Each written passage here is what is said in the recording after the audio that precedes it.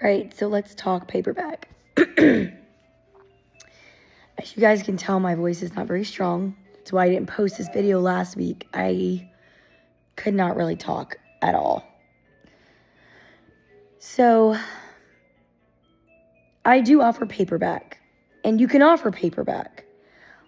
But a lot of my sales comes from ebooks.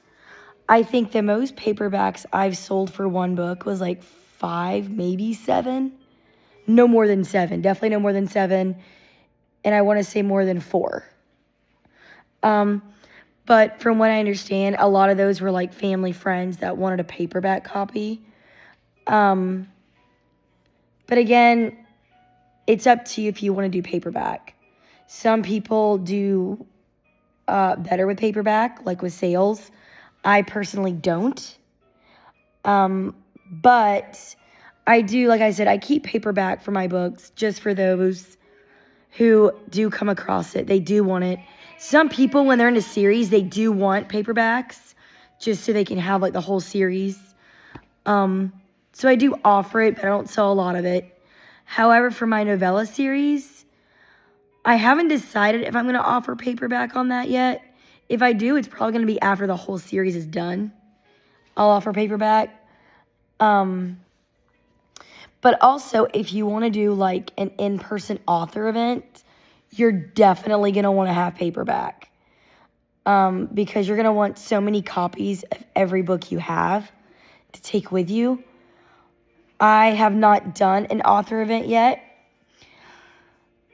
but I've talked to like a lot of different people like that do them, and they told me that based on the number of people that are estimated to come, you want to get a certain amount of books, like in paperback per book. So like if you are expecting like 300 people, bring like 5-10 books of each book. But they said if it's a series, you're going to want to bring more copies of each book because some people might want the whole entire series right then. So, and that's just for me, like asking people in different author groups about in-person events. So again, every event's different. You know, some events are massive where you pay like $300-400 for a table. Some are like little local events, you know, that don't charge anything. Some bookstores, they'll do like local author events and you pay like you give like a small percentage of what you make at your table, and that's like your table fee. I have heard though of people charging like per table for like local author events like bookstores, but I've also heard they're going towards like a percentage of the proceeds goes to your table fee. So I've heard a lot of other things. I have thought about maybe trying out local farmers markets and getting my feet wet there and kind of seeing how that goes with it. But I have not had a chance to do that. And where I live, there really are no farmers markets. Like, yeah. Where I used to live, there was tons of them. But where I currently live, no. There's not any of them on the weekends. So I've been trying to, like, figure that out. Because I had to play the logistics game because my kid. Because it's like, okay, let me get, like, a good time of year where it's not cold outside and he can go. Because right now it's cold, but anyway, where I live, there's no farmers markets. So I've been trying to like find a place that's not too far that I could go to and do it. And then again, I kind of get in my own head and I'm like, well, how many books do I need for that? You know, because again, it depends on the amount of people that are coming to the event. So, yeah. And paperback is also a pain with Amazon. So in Amazon, when you create your cover, you can do, because like when I order my covers, from Get Covers, which is where I get my covers from, is Get Covers.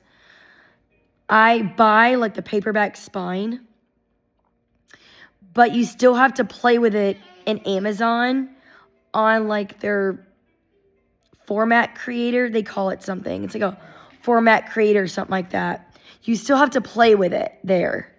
So you can put like, the snippet on the back and everything else and make sure like the lines match up.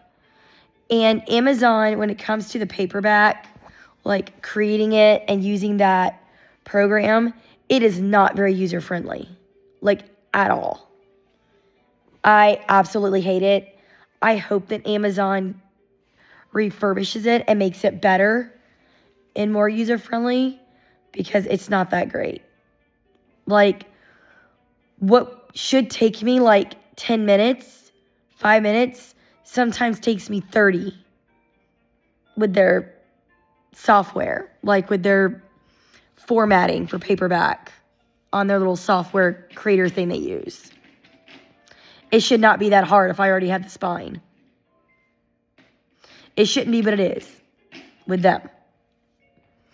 So just a heads up, if you're going to do paperback with Amazon, don't expect it to be something that you just plug in their system and it's quick, because it's not. It's very much a pain. So just a heads up there. But yeah, if you want to do paperback, do paperback. It's really up to you. And I've done it where I published the ebook first and waited a few months and then did paperback. You can do that too. Again, that particular book, I think only sold one copy of paperback in that particular book. Because again, to me, it wasn't worth the rush to get the paperback ready when I don't sell a lot of paperbacks. So I was like, why not? I'm just going to wait 2 or 3 months. I don't really care. So it's up to you. Some authors don't do paperback at all. They're like, no, it's a hassle. Why would I go through all that just to do all of it and there's no sales? Yeah. So again, it's a personal choice. It's up to you. So yeah. Just let you know.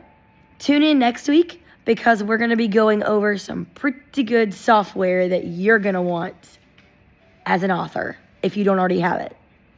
So make sure you click subscribe and tune in next week for that.